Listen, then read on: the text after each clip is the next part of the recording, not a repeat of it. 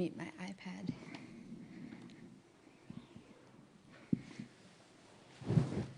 Good morning, everybody, or good afternoon, or evening, whenever you're tuning in, wherever you are.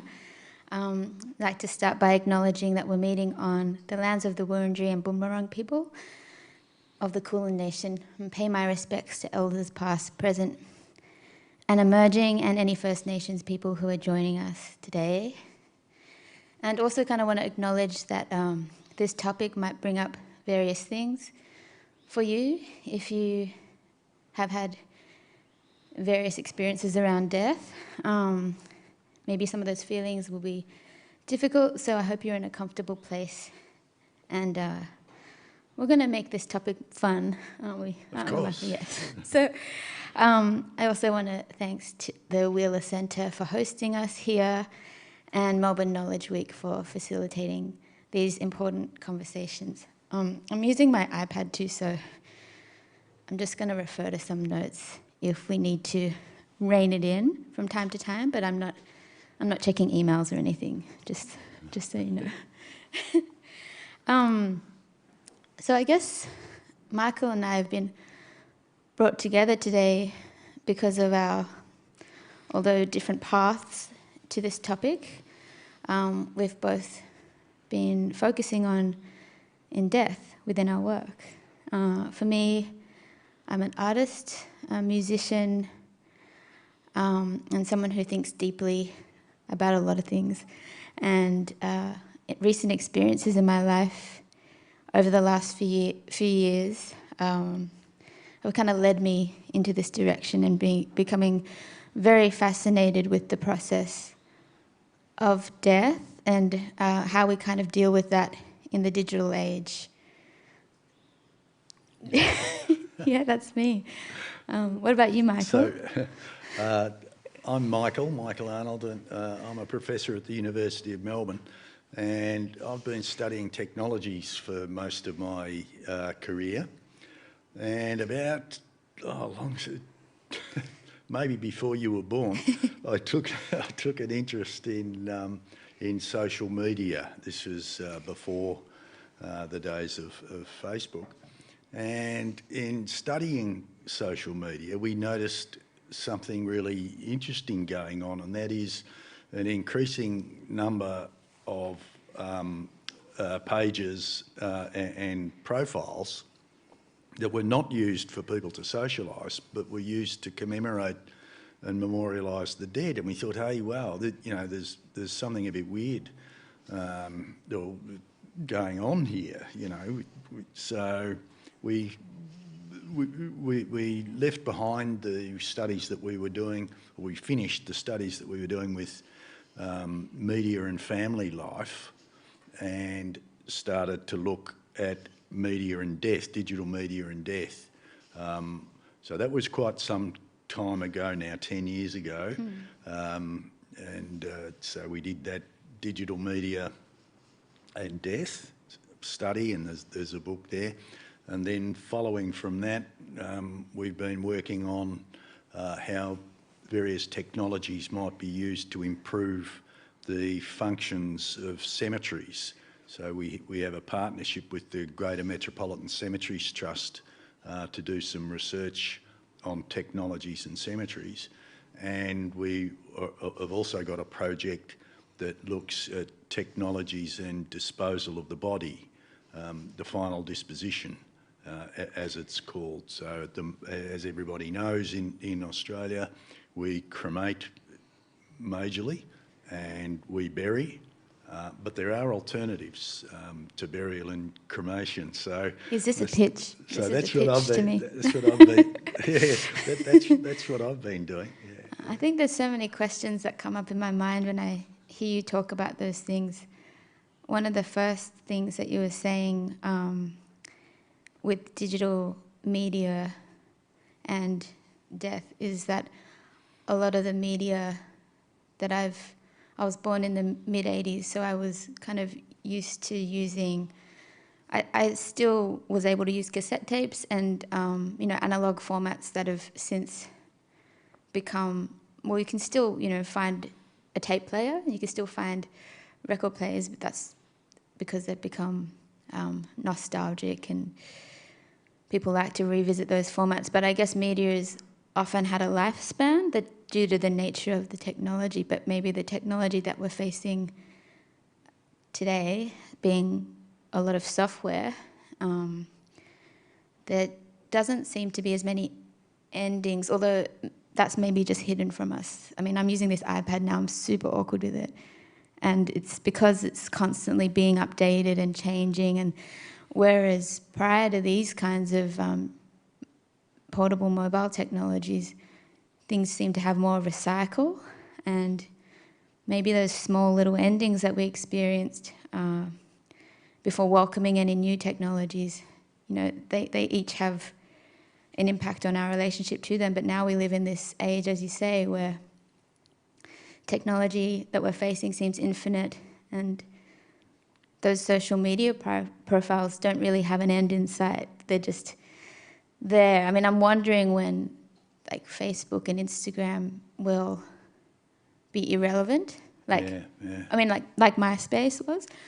But so there's, like you said, there's generations of ghosts of people that exist now in that particular Facebook format, which is just strange. And that may soon become irrelevant, and then what happens with that? So there's two things there. There's the death of media, and there's media that lives on after the death of people, and they're both really important. Media does die, as you were pointing to. MySpace, you know, gone. You know. Yeah. And yet there are companies like EterniMe, for example, is a company which promises that people can live on after death forever. How can that promise be made? So, you know, for example's sake, what the promise is things like that. In the simplest version, that should, on the event of the marriage of my 3-year-old granddaughter, EterniMe will make my presence felt at the wedding, and I'll be long dead. Okay, but my presence will be there. At the event of the birth of my great-grandchild, for example, they will make me there. Now, for a company to make those kinds of promises as if the technology is going to go on and on, when we know there is such high redundancy rates, you know, in companies that go broke, in the protocols, you know, and the operating systems that change, and so on and so forth. So the death of media is, I think, something to bear in mind. So with memorial sites, for example, if you're going to use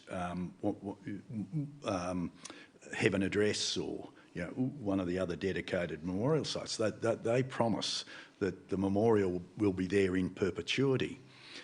Compare that promise to the promise of using a piece of granite and carving into the granite and then using gold leaf. Now there is a promise of perpetuity that can be kept. You know, Heaven Address, maybe no, but we haven't got on to life. Now, so that's the death of, you know, the death of medias and stuff. But I know that you've been thinking and working with ideas of living on through social, the way digital media enables us to, in a sense, live on. Do you want to kick off on that for a bit? Yeah, I guess I think that kind of idea came from feeling a bit haunted in a way by the way that social media technology kind of really clunkily and accidentally and inadvertently reminds you of things that you might not want to be reminded of, just by nature of the way that things are set up. Like if anyone's using Apple devices and has the experience of being thrown a memory from your phone that you're like, I don't want to see that. And it just thinks like it's trying to be, it's interesting, that whole concept, because like memories are so linked to different sensory modes in our brain. So, you know, music and smells and all these things that we can kind of form associations with memory. So to have something like external to you throwing you that can be kind of disconcerting. And the same goes for, in that clunkiness, and I'll use like the Facebook memorial kind of function as an example, where that was so ill thought out by that company in that people, I think, Michael, you were telling me that the amount of people who actually use that function, it's quite small compared to the amount of profiles that there would be for people who have since passed on. And I find all this kind of exists in a very agnostic kind of space, like not paying any respect to the diverse cultures and rich kind of rituals that exist around death in many different cultures around the world. It's just like this is new digital culture emerging with how we deal with death. So my interest in how life can continue on, I kind of really like popular TV shows like, well, I did at a time, like Black Mirror a lot before Black Mirror became like the world. And I mean, it was always so close to reflecting what we see in the world. But there's this one episode, the San Junipero episode, that really struck me, where you can upload your consciousness to a big server and then like interact with another consciousness. It's just that concept is interesting to me. So I began to think about how fraught that assumption is, because our consciousness is so much a product of our brain and our physiology. So how can you possibly separate that into this? Yeah. And so I was just kind of hypothesizing with my project. And I didn't even mention, by the way, my musical project is Sui Zhen, and that's also my Chinese name. So a lot of these projects I put out under my artist name, Sui Zhen. So I have this project called The Living Memory Interactive, and in some ways it could have been viewed as like a clever marketing gimmick for my last album, because but I don't think it was like very popular. So, I don't know how clever that is. I think sometimes my marketing techniques are a little too esoteric. But so the website was me kind of trying to, like, from a high level conceptual kind of standpoint, put out the idea that of a chatbot that you could interact with, that would have been trained from my conversations or interviews within musical framework, mainly my musical persona, training that chatbot. And then instead of having deeper conversations, because unlike some of the examples that Michael since told me about that being done very effectively, I didn't spend hours and hours talking to this thing. To train it, I kind of was quite lazy. And I just thought, I'm gonna put this in a more hyperreal and dreamlike space, and allow people for interacting with this virtual version of this character, Linda, the experience of going into Linda's dreams and memories. And these were represented by extended kind of video content from my music videos and my musical world that I've built over the years, so various like visual media. And so you get dropped into that kind of space. The kind of long-term hope for that project was also that I would have that this Linda character would have some kind of conversation and dialogue with music fans, and then eventually I could put in like a neural network or something that would then train, be kind of like a self-perpetuating digital shared consciousness of the people that are interacting with my musical world. And I haven't yet done that. I'm kind of still interested in doing that, But when I looked at the initial prototype and like the responses that I collected, there was just a lot of the predictable things that you you would see people writing to a chatbot. And I was like, oh, that's not going to be very interesting. So it would need some moderation. And by that I mean people like just writing really silly things. The things that you would expect. So I don't know. So there's further work I'm interested in doing with that. But Michael since told me about, before we had this chat, other examples of chatbots being used and trained with people. Yeah. Well, there's a key difference between your work with Linda and these other ones is that the other examples of life after, social life after biological death are looking for a kind of a hyper-realism or a photorealism. So, for example, there's an American guy whose work was with chatbots, and his father was dying, had a terminal illness, and this chap decided that what he would do, rather than write a biography of his father's life, he would extensively interview the father, collect that as a database, a biographical database, and then use his knowledge of AI algorithms and chatbot algorithms to enable people to interact with his father. And that one's called DadBot. And there's another one in the Holocaust Museum in Sydney, where a Holocaust survivor exists as an avatar kind of form, and again there's a database of extensive interviews and other data that are interrogated by software in an interactive way, so people can ask questions of what it was like to be in a concentration camp, for example's sake. So in these examples, the objective is to be real, okay, to be as real as possible. But I didn't get that impression with Linda. Yeah. You've positioned Linda as uncanny, so. Tell us more about this, about Linda. What is she? Where is she? Why is she the way she is? Yeah, that's uncanny is definitely a key word in a lot of my work that I present visually. I think because I felt like it wasn't interesting to strive for the real as an artist. I think there would be people and projects with a lot more funding and expertise behind them that could achieve that much more elegantly than I could. So I thought I would kind of subvert that a little, instead of going down the hyperreal aesthetic, being probably composited of 3D digital scanning imagery to come up with the actual character that would then be animated.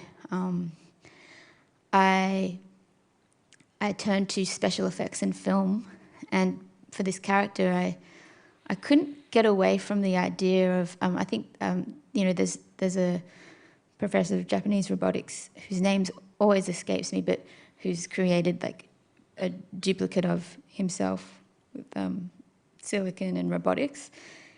There's that example, and then there's also another kind of Bina 48. I think another example where someone's made an Android version of a partner of theirs that's not yet passed on, but preempting that. And I was kind of interested in that and how the mistakes along the way, all the discrepancies between the real would manifest. So I created Linda as a character.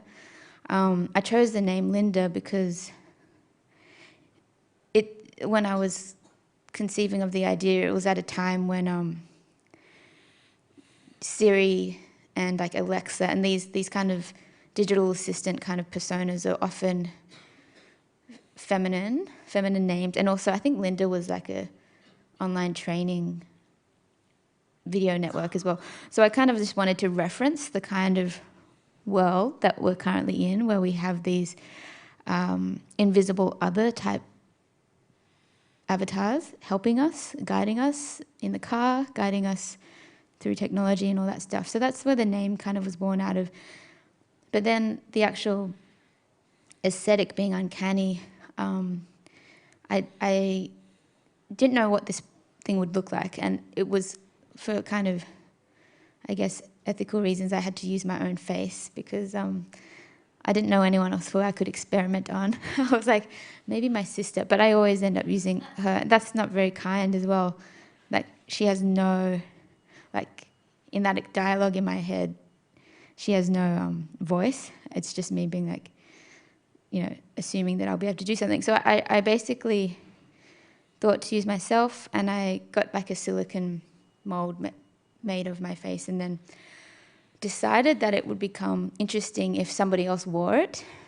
But what that does is, because of the dimensions of my face are so unique to my physical structures, that whenever anyone else wears this silicone mask, it'll distort the face and the features, and it becomes a bit grotesque. So it moves from like uncanny to just a bit grotesque. But I also like the filmmaker Cronenberg, so that was okay with me in my references. But so there's the uncanny thing, and then the persona is enacted through performance, more like through performance rather than through software and programming. And I just found that more interesting as a performer to try and achieve a double in that way, and then on stage and as a musical performer as well, using that and like dressing the same and kind of have them shadowing my movements on the stage. I found that interesting, and kind of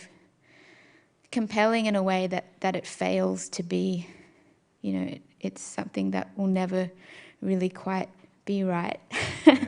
And I think that's kind of interesting to watch. And I think maybe that's the role I see for artists as well, is to kind of play with those things that are happening in, well, I guess in the anthropological or other kind of research areas, and just kind of respond.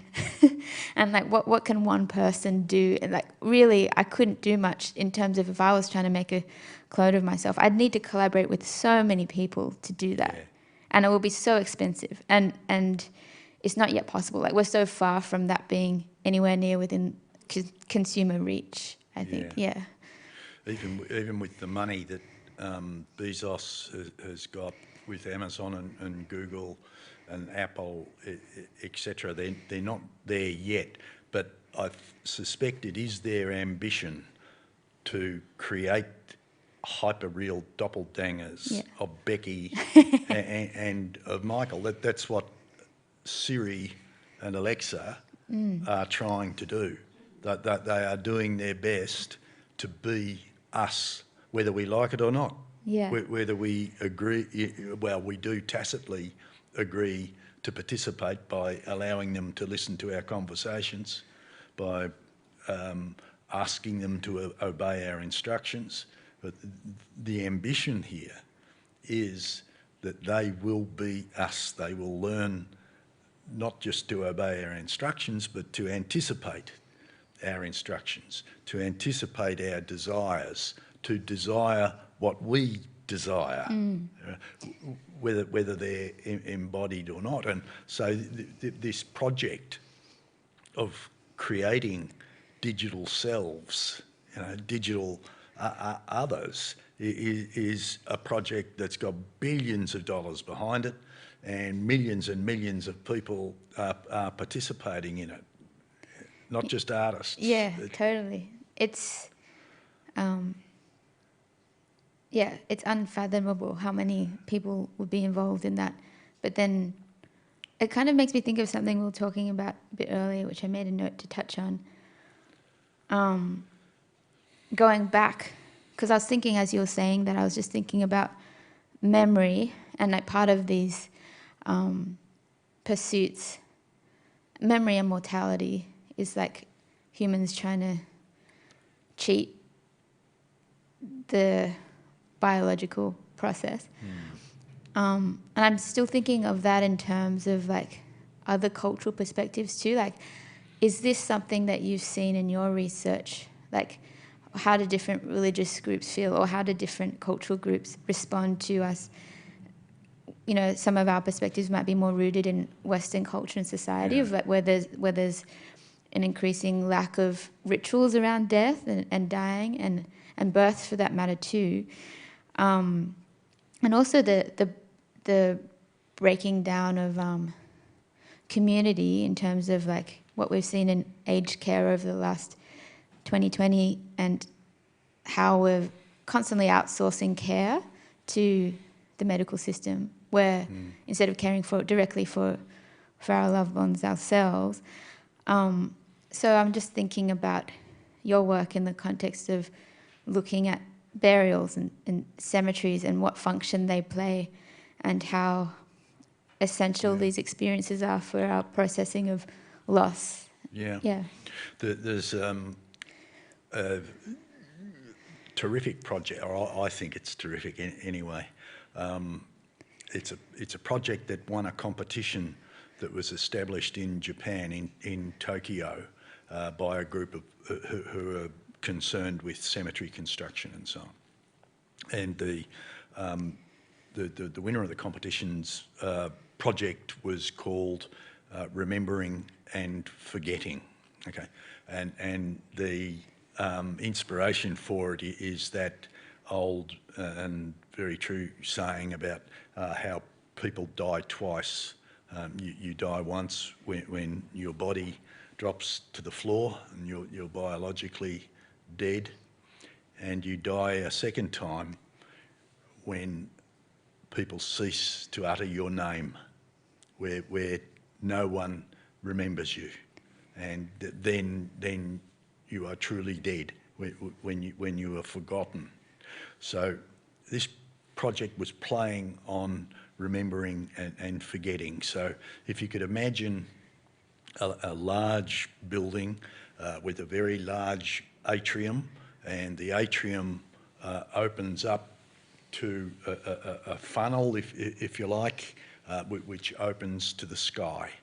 When someone dies, they are cremated, as of course is the Buddhist tradition, is the tradition in Japan. The ashes are placed in a very carefully constructed wooden box. Again, if you imagine Japanese packaging, it's, you know, exquisite wooden box, and that is placed in a high altitude, especially constructed high altitude weather balloon. The weather balloon is colour on the outside is an auspicious red. The inside of the balloon is also has a substance that I'll explain in a minute. So there is a ceremony, of course. The ashes in the box are in the balloon. The balloon is charged with helium, and the balloon begins to rise up the atrium and through the opening. But the balloon is tethered by a fibre optic cable which glistens in the sun. It slowly rises until, and unless someone visits to pray and to offer up thanks to their ancestors, to their friend, at which point the ascent of the balloon ceases on account of being remembered. But of course, as the decades go by, the person is remembered less and less, is visited less and less. The balloon ascends and ascends, along with thousands of other balloons, of course, that are visible for miles and miles. The balloon will eventually reach a point where the person is forgotten. The person is no longer visited.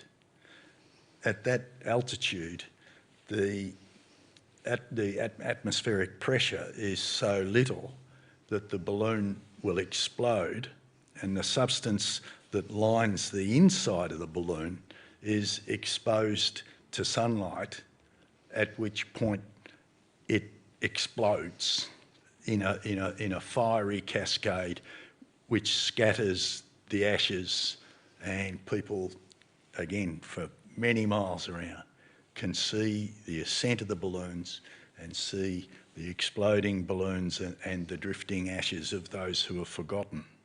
So this remembering and forgetting is a whole lot of what a cemetery is. That's really cool. that description that you just gave is so that's something that's happening. It's a concept. It's a concept. Yeah, look, it's really difficult to enact because of aeroplanes, flight, Yeah. Or, and the fibre optic cable, like what's that tethered? I'm just like, so I have a thought of this person, and it knows, this balloon knows. I think that's I kind of like these ideas. I guess they demonstrate that there's a real, there's a real curiosity and want to honour that process. I just realised I forgot to mention too, if anyone virtually tuning in has a question, you can actually send your questions or comments to knowledge@melbourne.vic.gov.au. Might be too late. You might have forgotten your question, but knowledge@melbourne.vic.gov.au is available to you if you want to ask anything more about that particular project. And we'll come to those questions in the last 10 minutes or so. But so, yeah. Can I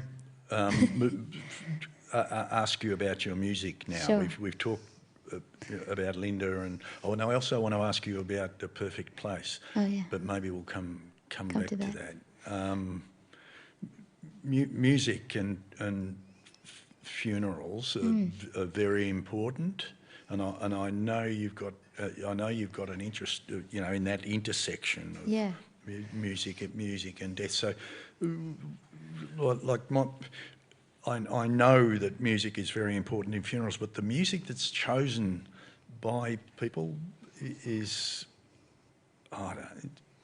it's rude, but it's often a bit naff, Yeah, I think so. I'm also just a new student of music therapy as well. I've just started that journey, but so I probably have some new insights grounded in actual science to add to that. But first of all, I'd say that music is a very useful tool for therapeutic processes for many reasons, but particularly in a funeral context. I think that when people are in the shock of the initial grief and they have to interact with other people who are also experiencing that, it can sometimes be hard to connect or to express or to verbalize what you're feeling.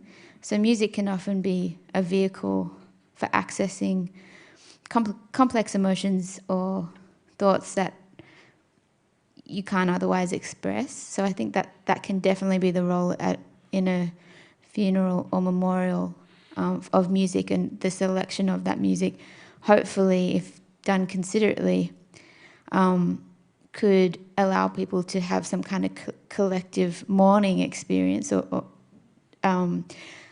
But as you say, yes, it's predictable, and people maybe don't give this enough thought or care.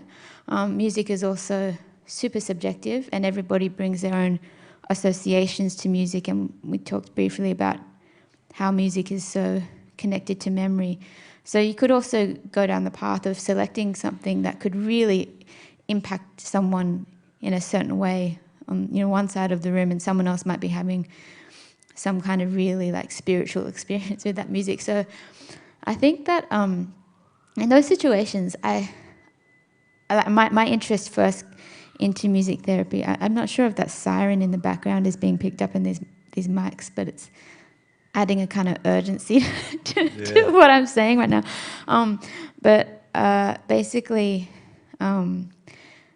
so my mother passed away a few years ago, and it was of a long sickness. So my family and I cared for her in our home, that gave me a lot of opportunity to experience and engage with death and the dying process. And of course, my instincts were, not having studied music therapy at the time, was to try and play music to her as a healing or distracting kind of experience. I didn't know how much that was potentially impacting her and her various states of being during her sickness. But what it did allow me to do was, she was able to verbalize and talk about music that she wanted to have played at her funeral, which I think is a huge benefit that not everybody has, that opportunity to share with a loved one of how they want things to go after they pass on. So I think that was really good for us because we could spend time doing that, and it wasn't really morbid, and we were using, again, a social media tool that I have mixed feelings about, but we were using Spotify, which is super accessible for someone who's bedridden, on a small device, and she can easily tap and add songs once we show. So she was adding different songs, and my siblings and I had that playlist, and we were just kind of putting it in different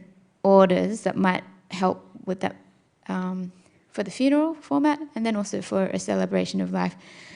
And because that music was chosen by her, and we knew that, it meant that our engagement with it at the funeral and then at the memorial was different, because we knew that was her intent. So, we would listen to it and think about, I remember she liked this song at this point. And that was a personal connection. And I think it needs to be personal and driven by that, because when it's not, and then, like you said, the NAF thing, I've totally had that experience as well, where it just feels ill-considered, or it had no relationship to the person and their tastes, which is so specific.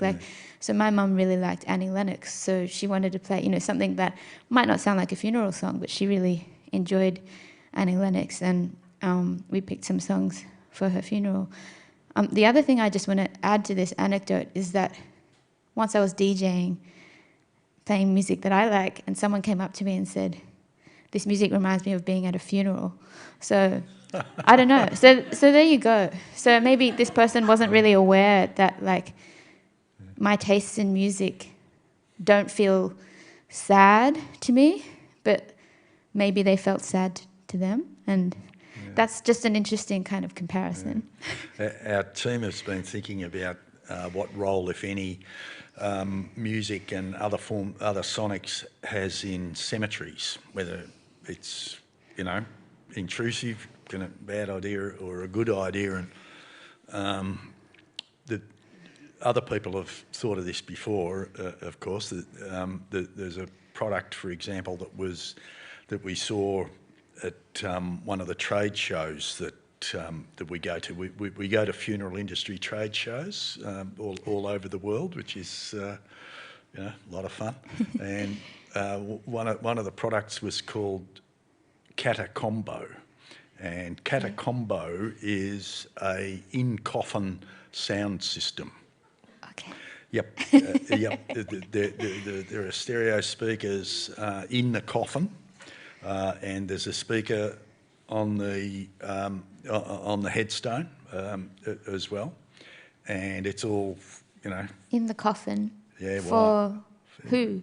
For the dead person. For the dead person. Yeah. Right. So the idea is that I'm dead, okay, and I'm buried in a catacombo coffin, and everybody who knows me knows that I'm a big Nick Cave fan. Okay, so Nick Cave and Warren Ellis have got a new release. People come to my grave, play Nick Cave. They can hear Nick Cave. I'm 6 foot under, and I can hear Nick Cave too. See, and we commune with each other. They commune with me, and I with them, through listening, to this kind of music. Now, everybody knows that I'm dead and that I can't really hear it, but I would have liked that. They know that I would have like choosing a coffin, choosing the music at a funeral. Yeah. I'm dead. I don't know what kind of coffin I'm in. I don't know what kind of music they're playing at my funeral, but people are still motivated to choose a coffin that I would have liked, or to choose the music at the funeral that I would have liked, even though I'm dead and gone and can't hear it. That's part of communing. So while the catacombo was a commercial failure for obvious reasons, part of which it cost $40,000 for the coffin. That notion of communing through music, I think, is an important one. Yeah, and as to what you were saying before about the role of music in those spaces, given that it's so subjective, I think it's hard to predict how people might respond. Or, you know, you go into like a massage place, like a healing kind of space, and there's music and it sounds gentle, and you take that as a cue that, oh, I'm going to relax. But is that because you've been like conditioned to relax to that kind of music, or is that because it does relax you? Like, those are kinds of considerations. So if there was suddenly a kind of musical style that started to be played at cemeteries that wasn't specifically like the individual's taste, I'm just curious as to what that music could be or would sound like. But I had another thought as we were talking that I'm trying to come back to, this catacomb thing. You mentioned the price. I think the other thing, it's interesting because people need that commune. They need something, but then they need some kind of like assistance and tools and things that can help them through their mourning and their grieving processes. But sometimes it's funny what will switch someone completely out of that. Well, when there's a price to it, when they're like, well, that person's passed away, I'm not going to spend $40,000 on a bloody coffin. Yeah. Like, they're not even going to know. Like, there's this kind of duality going on where we know inherently that's not actually going to make a difference, but like to them, and that as soon as they've passed away, we're going to not spend any more. Like, you know, like, I mean, some people go to a lot of effort to memorialize with tombstones and things like that. And I think my family, Malaysian Chinese family, definitely my grandpa has a very large grave. Like, it's huge, a lot of stone. And I'm like, that is not sustainable, which is what I was going to ask you next, is like, with overpopulation and like, you know, the amount of people, particularly after COVID, we're looking at other places around the world specifically, how do we deal with that, the logistics around those processes? Yeah. A report was just released last week in New South Wales about the situation with cemeteries in Sydney, and it's quite dire. In 3 years' time, nobody will be able to be buried in Sydney. Now, for Muslims, Jews, a lot of Orthodox Catholics, and for other people, this is a disaster. Yeah. To be true to their faith, it requires burial, and the only way burial can occur is to travel 100 mile, into some sort of countryside, because there hasn't been planning. Now, that situation will or has already arisen in most of the mega cities of the world. Beijing, love or money won't get you buried in Beijing, even if you're a member of the Communist Party nowadays. There hasn't been a burial in New York City for more than a decade. Singapore, you can't be buried, no burials in Singapore, and so it goes on for all of those cities. So it is a concern. The other concerns is leaving faith and faith requirements to one side, it's not really a good idea to bury people for all kinds of reasons. So, have you seen the movie Pet Sematary? No, I'm just kidding. Sorry, when they come back to life. No, so there yeah, are alternatives, there are, though. well, there's a book. Again, I'm terrible with remembering at the moment. I'm going to blame it on being pregnant. But there was something that I read which talks about vertical cemeteries and other ways to deal with bodies. But putting faith aside as well. Like I'm thinking of having grown up in Sydney. There's like a big cemetery on like Coogee or Clovelly in between, right on the coast, like prime spot on the cliff, like in a Sydney, like beautiful place to be buried, I guess. But like, I wonder when that tips over and people look at that land mass and think, is that sustainable? Is that sustainable? Do we want to use the land for that? Yeah. Do we want to use it? But then what are they going to do with all of those? Like, how do they respectfully then deal with those existing sites, I wonder? A guy named Tony, I've met him 2 or 3 times, but I can't remember his last name. But you can blame it on the pregnancy. He has established a cemetery near Mount Elephant, about an hour and a half from Melbourne, and that's a vertical burial cemetery where the ethos of the cemetery is simplicity. So people want to be buried. Okay, what's the simplest way of digging the grave? The simplest way of digging the grave is to use a post hole digger on the back of a tractor. So the guy who usually works for the electricity, for the council and the electricity company, digging post holes for electrical poles, comes out to the cemetery with his tractor and he digs the hole.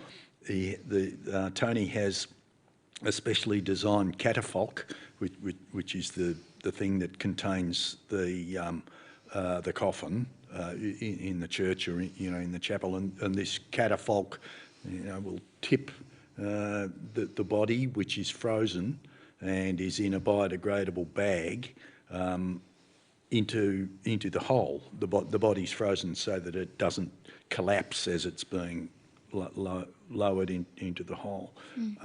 So for those who do require burial, that is a way. Another way in Tel Aviv, there is a vertical high-rise cemetery where people are buried. Now, in Jewish orthodoxy, people have to be buried, right? So how do we define being buried? But when you have a multi-story cemetery, how could that be buried? Well, what they do is they have slots like like in a mausoleum, and the body's going to the slots, and there is earth that is there, and the earth in the slots is connected to a series of pipes which are also filled with earth, and the pipes go down to the ground. And the senior rabbis have come and inspected all of this and discussed all of this, and that's kosher. That's burial, even though it's high rise. Other form, if you leave burial out of it, there's alkaline hydrolysis, which is a method of using an alkaline solution to break the body down to its component parts, which are perfectly benign then in the environment, and that process uses far less energy than others. Recompose is, interrupt me if I'm going on too long here. Composting. I was having those thoughts. That's what I was having those thoughts. I'm like, I was having those thoughts of composting as you were saying that. I'm like, I'm happy to be composted, providing that my organs, like have gone to, if they're still in good health, have gone to anybody that might benefit from them. But I mean, I'm someone who's not really tied to any faith, so I can make that decision very practically. Yep. Because I don't have any other requirements that I need to meet. But in your work, you talk about a perfect place. Tell us more about the perfect place, and is it a perfect place to live or a perfect place to go when you die? It's really interesting because until you asked me that, we had our conversation before this conversation, I hadn't really interpreted those lyrics in that way. But I was channeling some kind of other voice when I was writing the lyrics to the song Perfect Place. And it was kind of a place without time.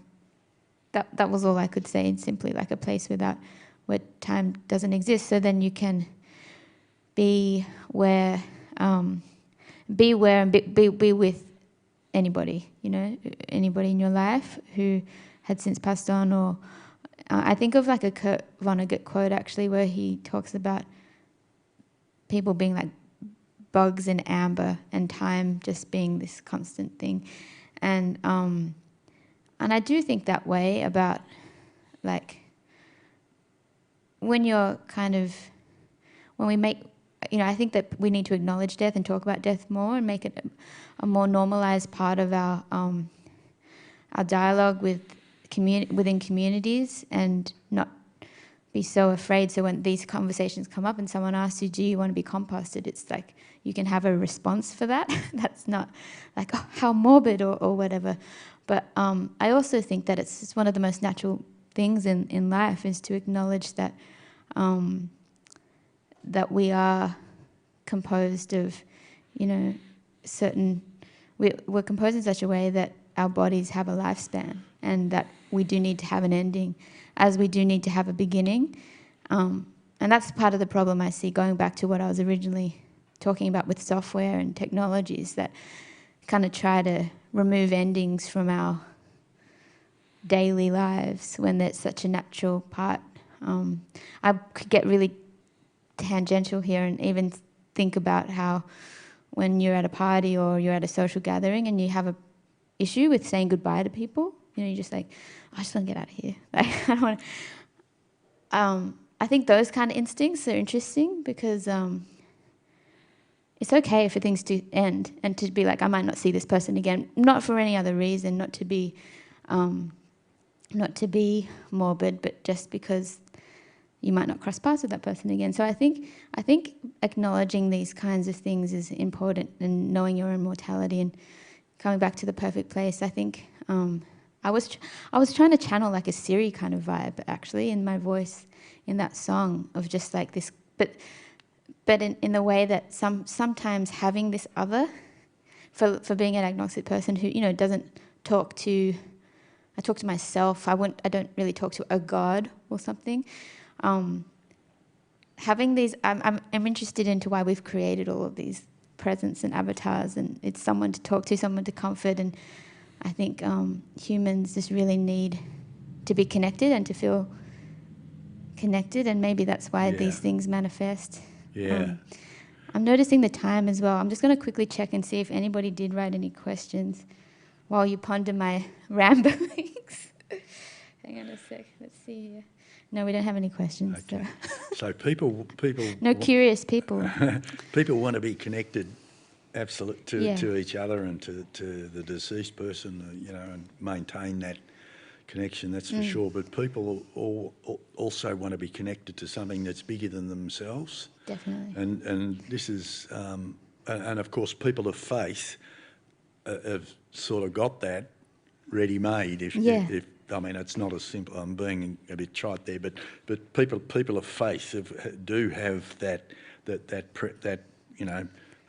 presence in absence of something that's bigger than themselves in whatever God they have. But also, we've noticed in talking with a lot of people and so on, in the work that we do, people without who aren't religiously inclined also have a sense of death being connected to something bigger than themselves. So we're talking about composting, right? The people who go for composting, either in the form of a natural burial or in the form of recomposers, capsules, technologically enhanced composting through the capsules. They have a notion of an organic universe, organic life forms, and themselves as a small part of this organic environment from which they came and to which they shall return. But interestingly, there's another one. The Death Lab in New York have developed a method whereby people, when someone dies, they decompose anaerobically rather than aerobically. Composting is ideally aerobic, using air.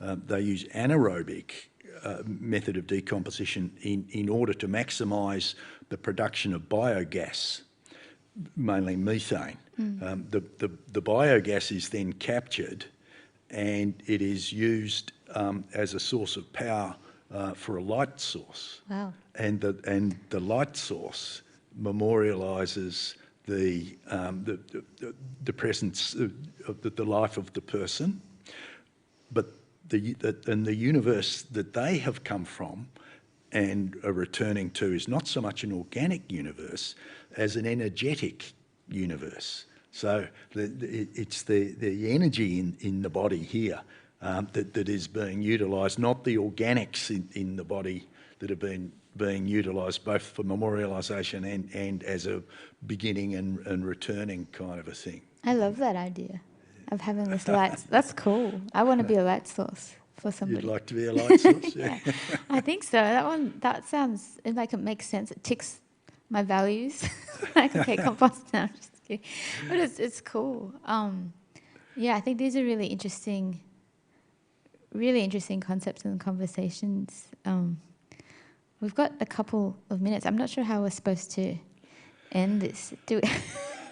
End this chat that potentially could exist on the internet for an infinite amount of time. What's next for you, me? Becky? Yep.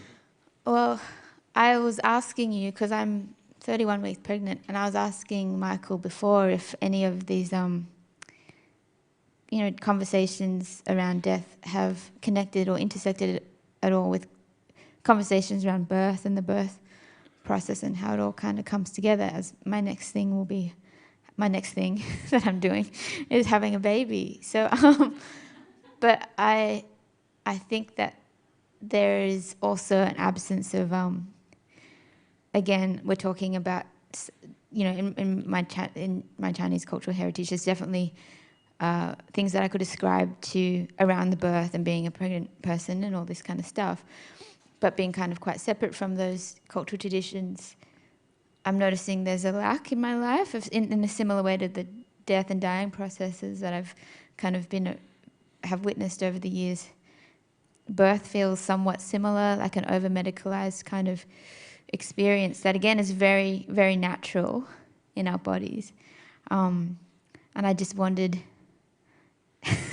I just wondered how it was any intersection of these conversations that you were having around death and birth. Well, the energetic universe, the organic universe, where when you die, you go back to where you were before you were born, whether that be, an environment or energy. Those are the kinds of things. But what we'll be doing next is trying. We'll continue. Our team will continue this work in death. Death is very important. It's very important as an abstraction, but it's very important as a thing that we all experience. Our own death, as well as death as an abstraction. So, and there's a lot that isn't right with death in Australia and around the world, and that can be improved and should be improved.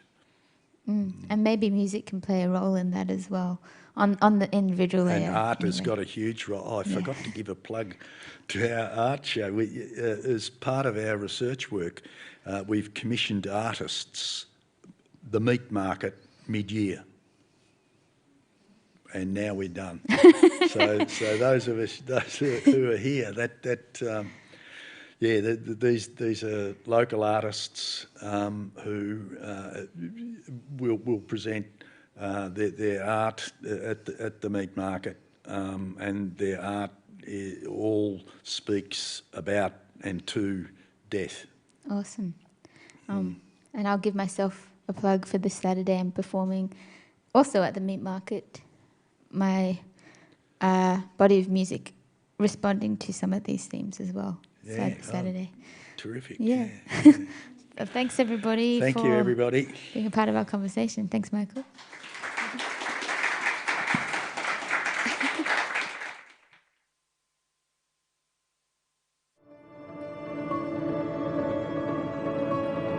Visit wheelercentre.com for the best in books, writing and ideas from Melbourne, Australia and around the world.